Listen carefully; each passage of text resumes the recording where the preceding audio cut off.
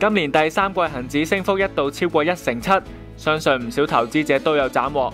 展望第四季有美國大選同埋加息等變數，但同時又有深港通呢個利好消息，究竟邊類股份表現提高一線？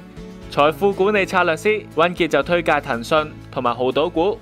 睇翻第一季或者上半年業績嚟講啦，嗰個手遊業務咧增長超過1倍，咁即係話咧仍然有一個好快嘅增長動力。咁同埋嗰種收購咗部分嘅公司啦，未來喺個遊戲業務裏邊咧可能會衝出國際，令到嗰個板塊或者版圖咧進一步增加。另一方面啊，就係講緊未來嗰個增長潛力啦，就講緊一個移動嘅廣告方面。咁所以我覺得咧係雖然佢升咗好多，股價好大隻，但係咧仍然都有增長動力。只不過就係近排可能呢一兩個月啦，喺一啲內地資金吸納之下咧，令到佢升得急同升得快。喺個市盈率嚟講咧，可能會比較高啲，亦都唔排除咧係好多投資者咧喺現水平咧會選擇沽貨鎖定利潤。咁所以有機會咧短線就有啲波動。咁啊，但係咧，我覺得如果揸住嘅話咧，我驚你就係如果沽走咗之後咧買唔翻，我覺得係繼續可以揸住嘅。但係如果你話未買嘅話咧，正如頭先所講，估值始終比較偏貴。第四季咧，整體市場嚟講咧，波動性會增加，唔怕咧係冇低位賣貨。咁所以我覺得等佢可能回調到去落去，希望啦，去落到譬如200蚊度，